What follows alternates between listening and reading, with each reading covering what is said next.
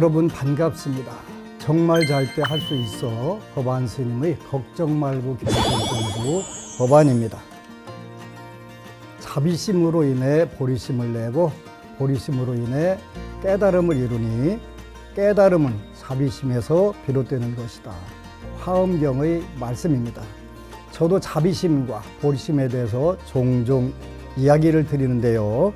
자비심과 보리심은 부처님 제자라면 반드시 닦아야 하는 불교의 핵심이지요. 그렇다면 어떻게 우리가 자비심과 보리심을 증장시켜야 할까요? 저와 함께 걱정 말고 공부하시면 됩니다. 법안 스님의 걱정 말고 경전 공부는 불교를 바르게 알고 바르게 기도하고 바르게 수행할 수 있도록 함께 공부하는 시간입니다. 오늘 또 지장경 함께 공부하시겠습니다.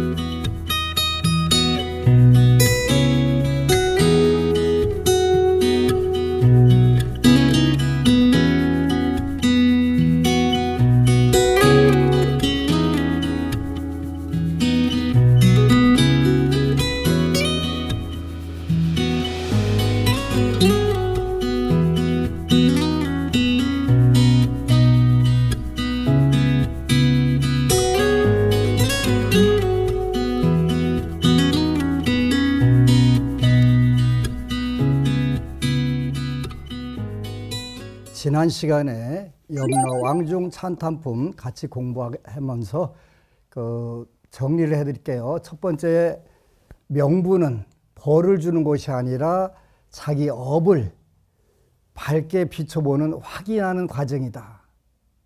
두 번째는 업은 무겁지만 절대적이지는 않다. 그러니까 바뀔 수 있다 이런 뜻입니다. 세 번째는 지장보살님은 그 변화를 위한 자비의 문을 열어주시는 분이다. 네 번째는 염라대왕조차 지장보살님의 원력 앞에서는 머리를 숙인다. 이렇게 결론을 질 수가 있습니다. 오늘은 이제 염라왕중 찬탄품 두 번째 같이 공부하도록 하겠습니다. 86쪽 8품 제12절 부처님께서 귀왕을 찬탄하셨다. 훌륭하도다. 그대들과 염라천자가 그처럼 선남자 선여인을 보호하니 나도 범천왕과 세석천왕에 일러 그대들을 지키고 돕게 하겠노라 이랬네요. 여기에는 이제 염라천자가 이제 지장보살님께 고개를 숙이고 지장보살님의 원력을 찬탄을 하시고 지장보살님은 자비의 문을 열어서 지옥의 중생들을 구제하는 원력을 펴신 거죠. 오늘은 여기 범천왕과 재석천왕에 대해서 잠깐 언급하고 지나가도록 하겠습니다. 범천왕은 우리 불교계의 세계관 3계라고 표현해요. 욕계, 색계, 무색계, 천상세계뿐만 아니라 천상세계는 대표적인 게 육욕천 6개의 욕심의 세계, 하늘 세계가 있다고 그랬어요.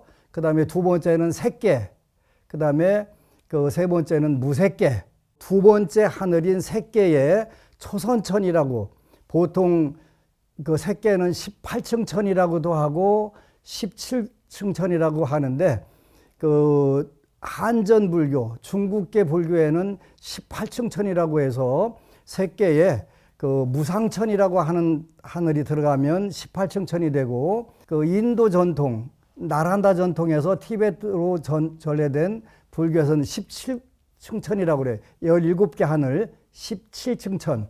무상천이 없어요. 그래서 17층 천, 18층 천. 그건 중요하게 생각하는 분들은 다시 검토를 해보고 색계 17층 천 또는 18층 천 하늘을 4개로 나눠요. 4개로 나누는데 여기에는 초선천, 이선천, 삼선천, 사선천 이렇게 해서 4개로 나눠요. 그 중에서 초선천은 3개의 천상세계가 있는데 범중천, 범보천, 대범천 이렇게 해서 초선천에 세계 하늘이 있는데 앞에 지장경에 나오지요. 나오는 게 범중천은 색계천의 중생들, 거기에 있는 대중들을 범중천이라고 하고, 거기서 그 대중들을 이끄는 분들을 범보천, 그러니까 뭐 재상 관리 이런 분들 말하는 거예요. 인간 세계로 하자면 거기에 천왕이 대범천이에요. 그래서 대범천 밑에는 범보천과 범중천이 계시다. 대범천은 어떤 분이냐면 일반적으로 우리가 화엄경에 신중, 화엄성중이라고 하는 분들이 나오는데, 화엄경에 나오는 경우는 정확하게 39종류의 신들이 나옵니다. 화엄성중, 신중탱화에는 104위가 들어간다고 그랬죠. 그래서 39분의 신중들이 무리들, 요 무리들 중에서 요 대범천은 사바계주 대범천왕, 그래서 우리가 사는 세계를 사바세계라고 해요. 사바세계라고 하는데, 여기는 누가 관리를 하냐면 총괄 책임자가 누구냐면 대범천왕이에요. 사바계주 대범천왕, 이렇게 표현하는 거예요. 그래서 우리가 사는 세계에 하느님은 제일 높은 분이 대범천왕이다. 우리 직접적으로 우리 관리를 하시는 분이니까. 그리고 여기 이제 그다음에 제석천왕이 나왔네요. 제석천왕은 지거세주 제석천왕 이렇게 나와요. 우리 사바세계 남선부주 지구에 사는 중생들의 대빵은 요 제석천왕이에요. 그래서 이제 불교에서 부처님 법을 가장 법을 잘 보호하고 이 법이 잘 유통정법되도록 보호해 주시는 두 천왕은 대범천왕과 제석천왕이시다. 사바세계와 남선부주의 지구를 관장해 주시는 천신, 우리는 그분들에게 늘 수호해 주십사, 이렇게 기도를 하는 거예요. 남방 예경지송에 보면은 하여튼 예경의 서에 보면 요 신들께 수호를 요청하는, 그렇게 불법성 삼보에는 귀의하게 되고 요 화엄성중들께는 수호를 해 주십사 하고 이렇게 우리가 기도를 하는 거예요. 그래서 부처님께서 귀향을 칭찬하셨다. 훌륭하도다. 그대들과 염라천자가 그처럼 선남자 선여인을 보호하니 나도 범천왕과 제석천왕의 일로 그대들을 돕고 지키고 돕게 하겠노라. 색계천의 범천왕 빽과 욕계천의 두 번째 하늘인 두 번째 하늘인 제석천왕의 빽으로 염라천자와 지옥의 귀졸들을 돕겠다, 이렇게 석가세존께서 말씀하셨네요. 이 말씀을 하실 때 법회 중에 있던 주명기왕이 부처님께 말씀드렸다. 세존이시여, 저는 본래의 어변으로 연부제 사람의 수명을 맡아 태어나고 죽음을 모두 관장하옵니다. 저의 본원은 중생을 크게 이롭게 하려는 것이지만 중생들은 제 뜻을 알지 못하고 나고 죽음에 편안하지 못합니다. 이 연부제의 아기가 태어날 때 남자거나 여자거나 집안 사람들이 착한 일을 하면 집안이 더 이롭게 되고 토지신이 한없이 기뻐하여서 아기와 산모를 보호하고 큰 안락을 얻게 하며 가족들도 이롭게 합니다. 지금은 한국에는 요 산부인과 자연부만 하는 경우들이 굉장히 적기 때문에 출산이 굉장히 큰 문제는 아니지만 그래도 현재도 여성들에게는 가장 큰 문제잖아요. 그래서 이 지장경은 어머니를 구제하는 신앙일 뿐만 아니라 여성들이 출산할 때 가장 큰 도움이 되는 백그라운드가 되는 그런 부분들입니다. 임신하고 출산할 때 지장경을 독경하고 또 출산한 후에 7일 동안 지장경 읽고 지장보살 연보를 해주면 복이 있는 아이는 훨씬 더 크게 되고 복이 없는 아이는 복이 생긴다라고 지장경에 누누이 말씀을 하시죠. 얼마 전에 어느 법우님이 손자를 보셨어요. 그래서 근데 이제 요즘에는 병원에서 출산할 시간을 정해 오라고 이렇게 알려주더라고요. 그래서 이제 예상되는 날 출산 시간을 다 잘 잡아줬는데 그 시간을 비껴서 놨어요. 그러니까 이제 할머니, 할아버지 입장에서는 이왕이면 스님이 잡아준 그 시간에 출산을 했으면 더 좋은데 자연분만인데 그게 안 되고 그 시간이 지나간 거예요. 그래서 이제 걱정스러운 마음에 아이고 스님이 태어나면 좋다는 시간을 비꼈네요 하고 이제 이름도 질 겸 왔어요. 그래 보니까 내가 잡아준 시간보다 더 좋은 사주팔자를 타고난 거예요. 일반적으로 저는 저대로 그런 출산할 때 어떤 아기가 태어났으면 좋겠다 하는 나름대로의 원칙이 있잖아요. 그래서 그런 원칙에 의해서 나를 잡아줬는데 이 집은 가문의 어떤 원이나 업이 있나 봐요. 그래서 손자는 문관이 아니라 무관의 사주를 타고난 거예요. 군인, 경찰, 사법으로 아주 높이 올라가는 사주로 타고났네. 기도 참 잘했네 하고 이렇게 칭찬해 준 적이 있어요. 착한 일을 하면, 집안 사람들이 착한 일을 하면 집안이 더 이롭게 되고 토지신이 한없이 기뻐하여서 아기와 산모를 보호하고 큰 안락을 얻게 하며 가족들도 이롭게 합니다. 아기를 낳은 뒤에는 살생하지 말아야 하지만 중생들은 여러 가지 비린 것을 산모에게 먹이고 가족 친척들이 모여 술을 마시고 고기를 먹으며 노래를 부르고 풍악을 울리며 즐긴다면 산모와 아기가 편안함과 즐거움을 얻지 못하게 됩니다. 왜냐하면 해산할 때면 수없이 많은 악귀와 도깨비들이 비린내 나는 피를 먹으려 하기 때문입니다.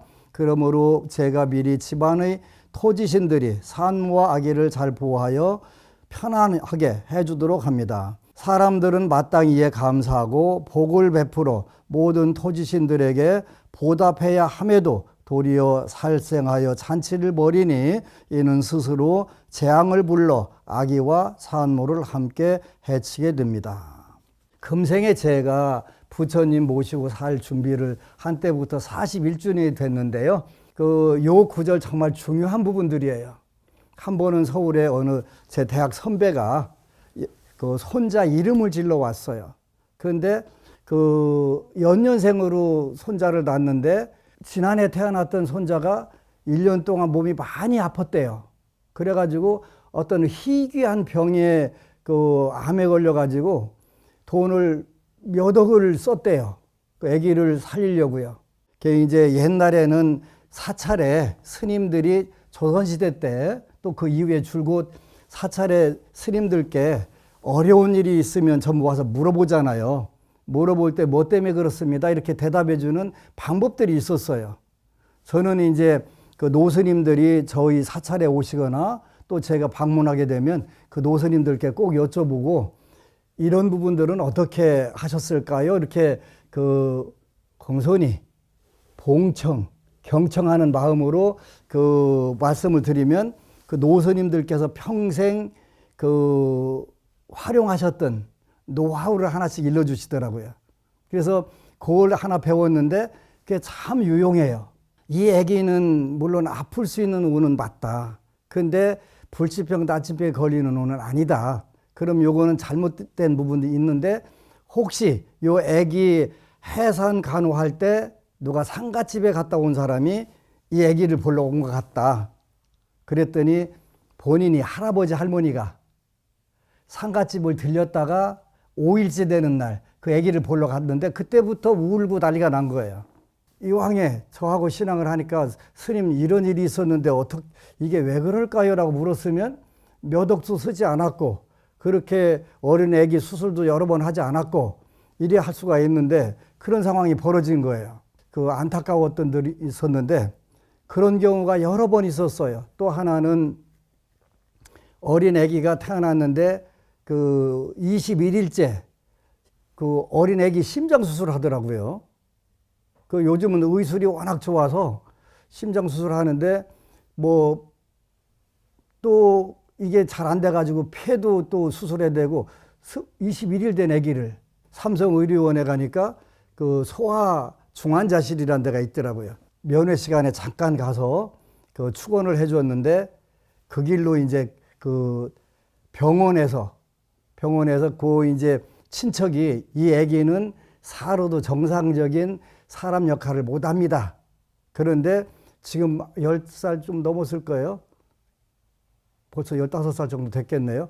근데 그 아주 건강하게 잘 자라가지고 그 동영상을 한번 보여주더라고요. 뭐 우리가 옛날에 건강하다는 것을 그 대추나무 방미 같다고 표현하잖아요. 아주 건강하게 그 경우도 일종의 우리가 말하는 상문살을 맞은 거예요. 요즘 과학적으로 그런 게 어딨어 그런데 숱하게 많아요. 현실이잖아요, 이거는. 그래서 그 아기는 건강하게 아주 잘 자라가지고 그 공부도 잘하고 요런 부분들이 굉장히 중요한 부분들이 지장경에 나오는 부분들인데 상문살이라는 거. 옛날에는 우리 어렸을 때는 아기가 태어나면 대문에다가 그 새끼를 띄우고 뭐 고추, 숯 이거 가지고 우리 아기 태어났습니다. 함부로 부정탄 분들 들어오지 마세요. 이렇게 표현했단 말이에요. 오늘날 똑같이 유용해요. 요 유용한 구절이 지장경에 나오는 거예요.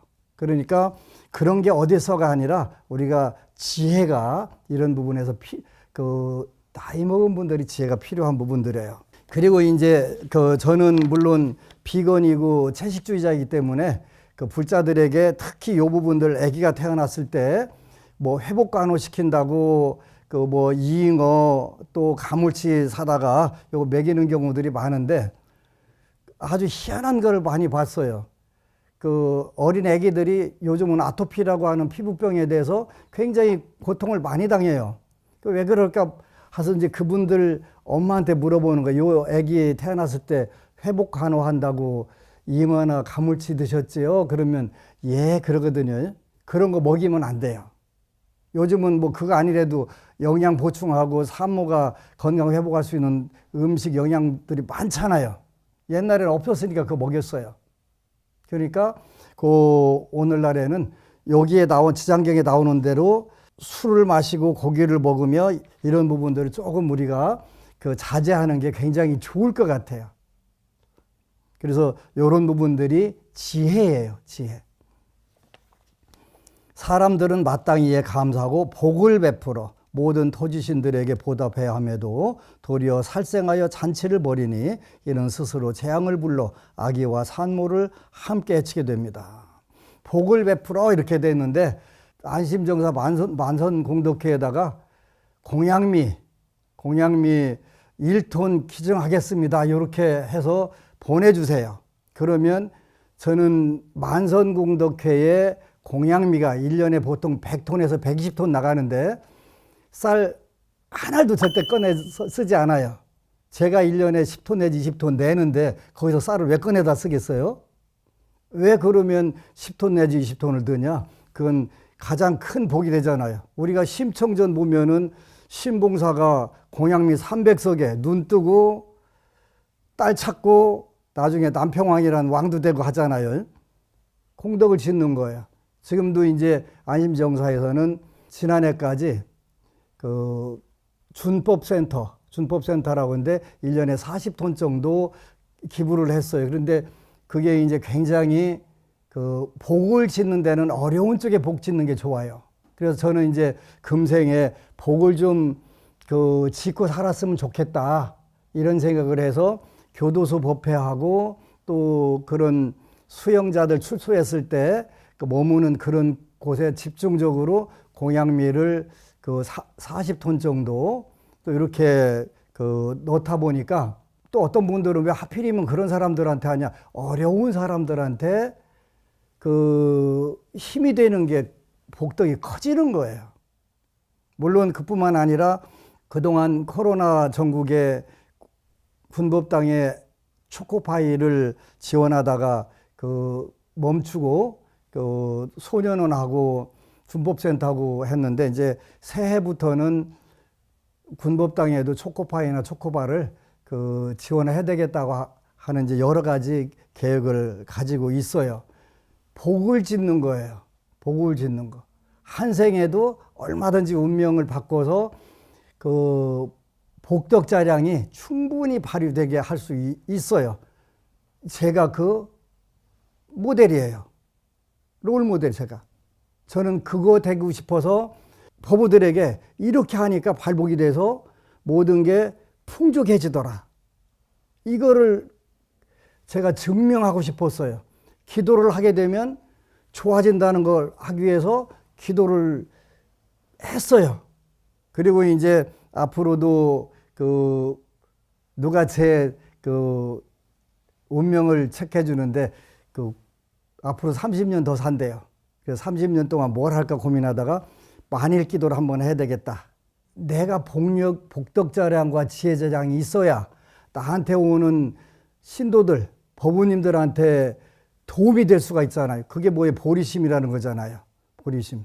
그 보리심을 최대한 증장 늘려가지고 많은 사람들에게 선 영향력을 줄 수 있는 방법이 뭘까? 그래서 이제 정말 그동안은 정신없이 사찰 환경을 만들려고 수행을 만들려고 불철주야, 그야말로 불철주야 뛰었는데 이제는 조금 마음의 여유를 갖고 그 수행다운 수행, 기도다운 기도, 복덕자량과 지혜자량을 좀 쌓아봐야 되겠다 그런 생각들을 많이 하고 있어요. 그래서 복을 베풀어 모든 토지신들에게 보답해야 한다. 그러니까 그 혹시 공양하고 싶으면 만성공덕회에 백미 1톤 해주세요. 이렇게 복을 지세요. 그러면 그 복이 1000배 만배로 다 돌아와요. 또 저는 연부제에서 임종하는 사람이면 모두 선악을 묻지 않고 악도에 떨어지지 않게 하려고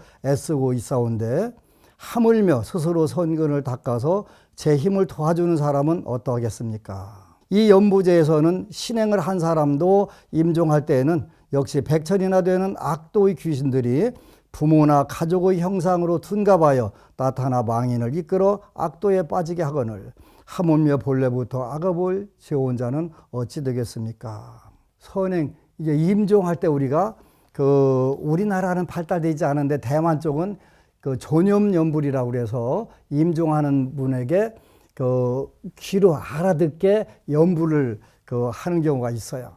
창원의 어떤 법우는 반려견이 죽었을 때 10시간을 연불을 했는데 이 반려견이 얼굴만 굳고 몸은 그대로 온기가 그대로 있더래요.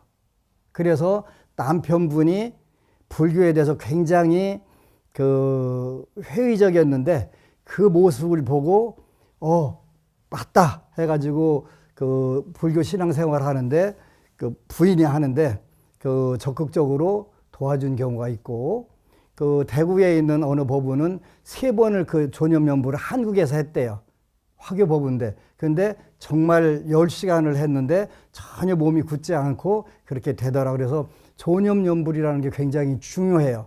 뿐만 아니라 우리나라 우리 법우님들 중에서도 남편 또 부모님 이런 분이 임종할 때 귀하다 대고 연불 지장보살 하니까 편안하게 아주 편안하게 그러면서 큰 부처님 3분이 오셨다고 이렇게 이야기를 하고 가신 경우들이 있어요.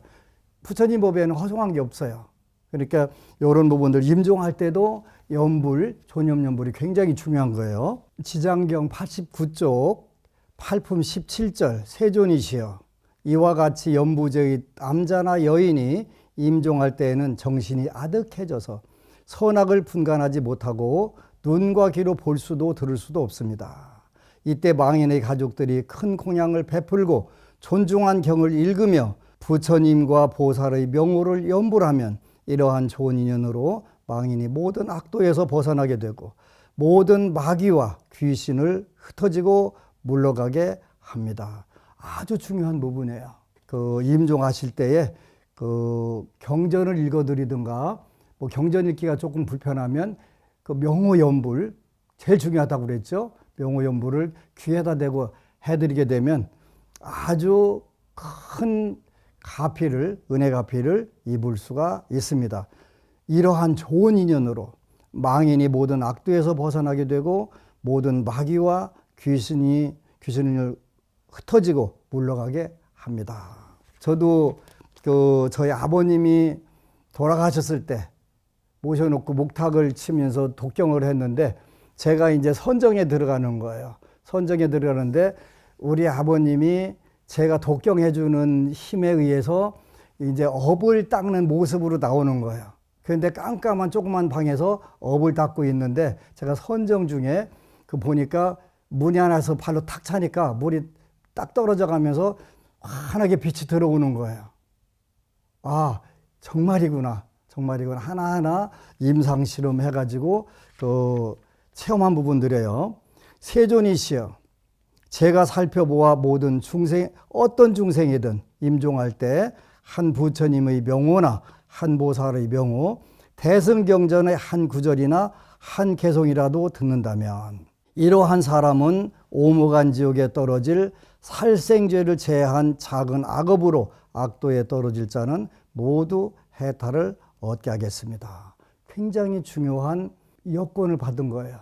프리패스 여권 받은 거예요.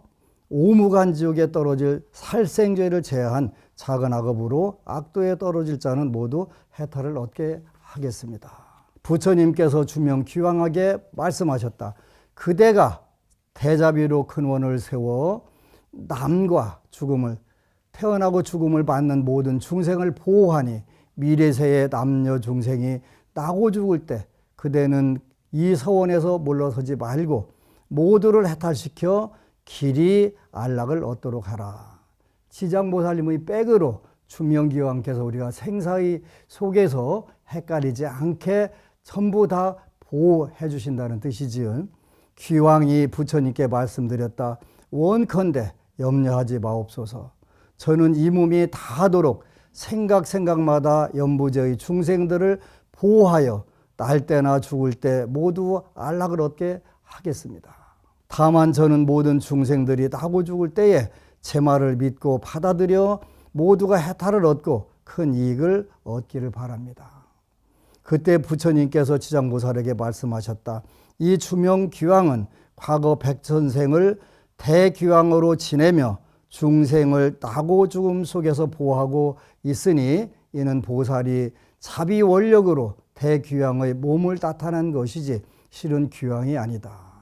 앞으로 170급 뒤에 성불할 것이니 명호는 무상열애, 겁의 이름은 안락, 세계의 이름은 정주, 맑을 정자, 머물 주자, 정주라고 하니 그 부처님의 수명은 헤아릴 수 없는 겁이 될 것이다. 누굴까요? 아미타불, 무량수불, 아미타불 말하는 거예요. 안락, 극락세계잖아요. 그 다음에 겁의 세계가 안락이고 명호는 무상열애인데 바로 그 무량수불을 말하시는 거예요. 그 세계 이름은 정주, 맑을 정자리가 깨끗한 세계잖아요. 깨끗한 세계. 부처님의 수명은 헤아릴 수 없다. 무량수불. 지장보살 마살이여. 이 대귀왕의 일은 이렇게 불가사의하고 그가 제도하는 하늘과 사람들 또한 헤아릴 수 없을 것이다. 바로 불교는 이러한 현실적으로 아주 좋은 부분들이에요.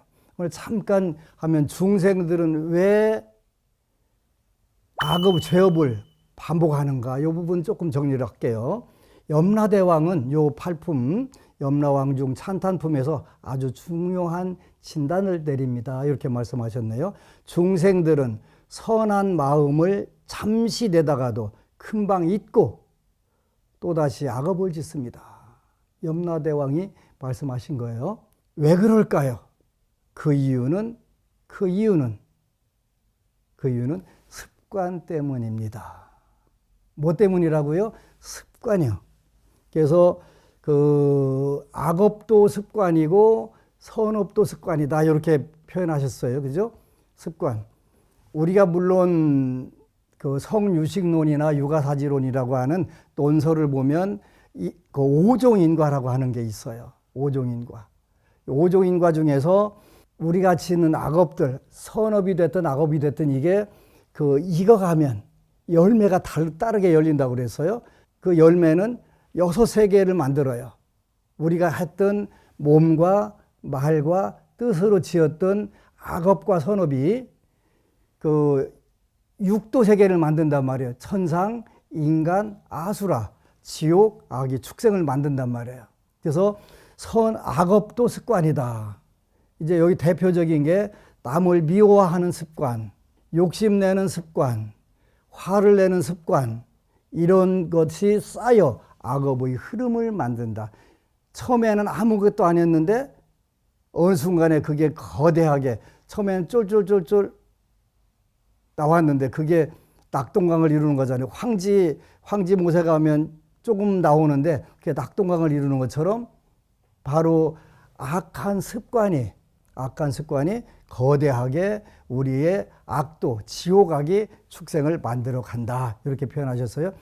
그 이유는 습관 때문입니다. 악업도 습관이다. 남을 미워하는 습관, 욕심내는 습관, 화를 내는 습관, 이런 부분들 말하는 거지. 우리가 이걸 뭐라고 표현하죠? 번뇌. 그 다음에 선업도 습관이다. 반대로 자비를 베푸는 습관, 선을 행하려는 습관이 생기면 그 흐름이 삶 전체를 바꾼다. 작은 게 아니란 뜻이에요. 그죠? 처음 악업을 많이 짓던 사람은 선업 지키기가 처음에 굉장히 어려워요. 선업을 많이 지었던 분들은 악업 지키기가 쉽지 않아요. 악업과 선업 모두 반복된 마음의 방향이다. 악업과 선업 모두 반복된 마음의 방향이다. 그래서 지장보살님의 이름을 반복해서 부르면 그 자체가 선업의 습관을 만드는 수행이 된다. 너무 멋지잖아요. 그래서 그 꾸준히 오로지 우리가 이미 태어난 인생은 전생의 업연에 의해서 태어났기 때문에 쉽지 않지만 꾸준히 오로지 그 선업으로 돌리다 보니까 어느 순간에 천상락과 극락이 우리 앞에 탁 펼쳐져 있는 거예요. 너무 멋지지 않아요? 작은 게 선업도, 그래서 작다고 해서 선업을 무시하지 마라. 악업도 마찬가지다. 악업도 작은 악업이라고 함부로 짓지 마라. 이렇게 하시는 부분들이에요. 오늘은 여러분들 습관에 의해서 천상, 인간, 아수라도 만들고 지옥악의 축생도 만든다고 그랬어요. 악한 습관은 악도를 만들고 선한 습관은 선도를 만든다. 그 초등학생도 다 아는 거 아니에요? 알죠? 초등학생 다 아는데 80 먹은 사람도 실천하기 어려운 거잖아요. 일단은 우리 시청자 여러분, 마음 한번 굳세게 먹고 금생에 내가 부처님 이 말씀 한번 듣고서 꾸준히 오로지 임종할 때까지 지장보살 부르고 지장경 읽을 거야 결심하고, 눈이 오나 비가 오나 굳은 날이든 밝은 날이든 한번 해보는 거예요. 억울하지 않아요? 금생 이렇게 사는 거 억울하지 않아요? 저는 억울했어요. 억울해서 내 불보살님들 믿고 한번 내 인생 멋지게 펼쳐봐야 되겠다. 부처님 믿고 한번 확실하게 행복하고 확실하게 성공적으로 살아야 되겠다. 요 결심하고 따라오세요. 따라오시면 만에 하나도 어긋나지 않는 게 불교예요. 꼭 그렇게 하시기를 바라요. 여러분들에게 지장경만 강의해도 평생에도 다 할 수 없다는 게 맞기는 맞아요. 늘 지장경을 읽으면 새로운 아이디어들이, 새로운 체험들이 구름처럼 몰려오고 바다처럼 몰려오는데, 그래서 한급 겁을 다해서 지장보살님의 원력과 지장보살님의 요 위실력을 이야기해도 다 못한다 하는 뜻은 그런 뜻이 되는 거예요. 지장보살님은 말씀하십니다. 지옥이 텅 빌 때까지 중생을 돕겠다. 중생이 있는 곳이면 어디든지 놔두시겠다. 이 원력이 시간과 공간을 초월해서 우리를 지옥악의 축생에서부터 천상인간 아수라로 인도하는 거예요. 지금 내가 괴로워도 돕고, 죽어서 명부에서도 돕고, 다음 생에 다시 태어나도 도와주시는 분, 지장보살. 꼭 기억하시고 지장경 독경하고 지장보살 명호 끊임없이 부르시기를 축원합니다. 아미타부.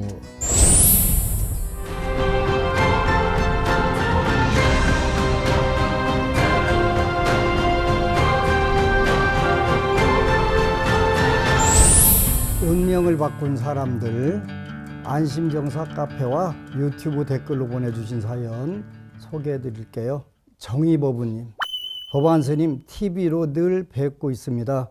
법문도 좋고 말씀 하나하나가 감동입니다.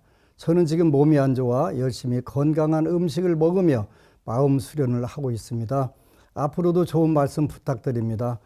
저도 더 열심히 시청하겠습니다. 스님을 꼭 한번 찾아뵙고 싶은데 어떻게 하면 되는지요? 일단 우리 법우님이 건강이 안 좋으시다니까 지장경 독경하고 연부를 하세요. 정말 많은 법우님들이 지장경 읽고 연부를 하면서 건강이 좋아져서 정말 신나게 사는 법우님들 많으세요. 우리 법우님이 사는 지역이 어딘지 모르겠는데 안심정사는 서울, 부산, 대구, 창원, 논산, 서산 6곳에 있어요. 가까운 곳에 검색을 하셔가지고 신청하시면 돼요. 모쪼록 건강하시고 하시는 일마다 만사 형통하시기를 축원합니다. 우연은 인연으로 법우님, 스님 안녕하세요. BBS 불교 방송을 늘 보다가 카페가 운영 중이길래 불교 경전 공부 초보인 저한테 많은 도움이 될 것 같아 가입했습니다. 합장 인사 올립니다. 정말 잘 오셨습니다. 안심정사는 제일 중요한 게 경율론, 경장과 율장과 논장을 근거로 해서 이 교법을 중심으로 해서 현장에서는 계학, 정학, 해학, 바로 수행법이지요. 그래서 교리정법과 수증정법 두 가지를 기본으로 해서 강의를 하고 신앙을 합니다.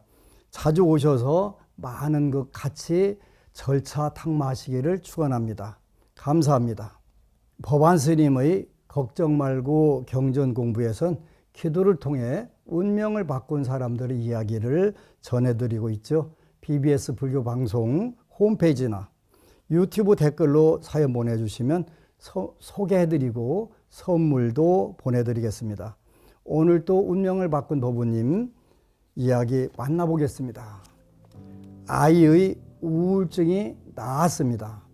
안녕하세요 스님. 저는 부처님 가피를 많이 받은 불자입니다.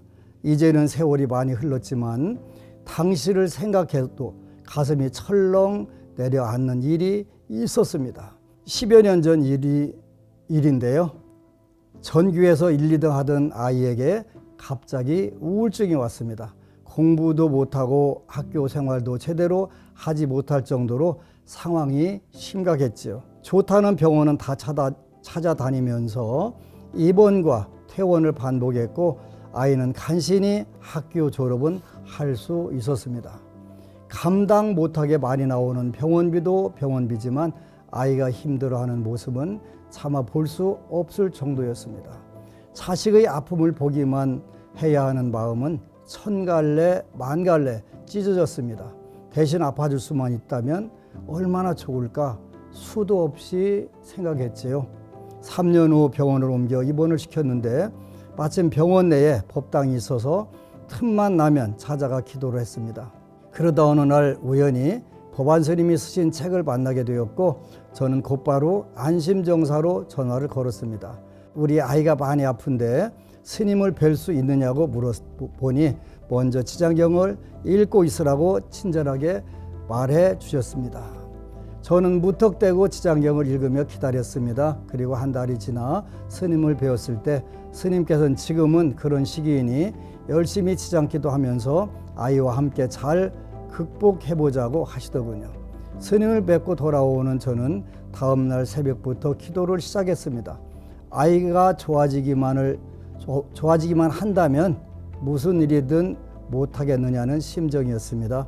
그렇게 매일매일 기도를 이어갔고 아이는 다행히 조금씩 나아졌습니다. 얼굴 표정도 서서히 좋아지고 조금씩 농담도 하게 되고 그렇게 10년 세월이 흐른 지금 아이는 건강하게 잘 지내고 있습니다. 다음으로는 다시 직장을 다니고 싶다고 소원표에 쓰고 기도했는데 아이가 점점 좋아지면서 제가 일을 열심히 할 수 있는 시기에 딱 맞는 직장도 구할 수 있었습니다. 월급도 제가 바라던 목표 금액보다 더 많이 받게 되었고요. 부처님 법은 참으로 불가사의하다는 것을 몸소 깨달은 저는 그때부터 쉬지 않고 기도를 이어오고 있습니다. 집안일을 할 때도 여행을 갈 때도 항상 이어폰을 끼고 살면서 스님의 법문을 반복해서 듣는데요. 그러다 보면 힘든 일도 어느새 마무리 되었더라고요. 요즘은 지장경을 주변 사람들에게 나눠주면서 기도하라고 권하는데 기도 시작하고 얼마 안 있어 가피를 입었다며 고맙다고 밥을 사주는 분들도 계십니다.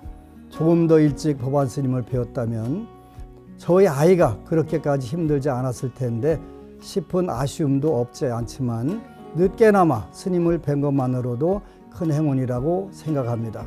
지금 힘든 일을 겪고 계신 법원님들도 스님 말씀처럼 정말 잘 돼, 할 수 있어 하면서 지장기도를 열심히 해보시라고 말씀드리고 싶습니다.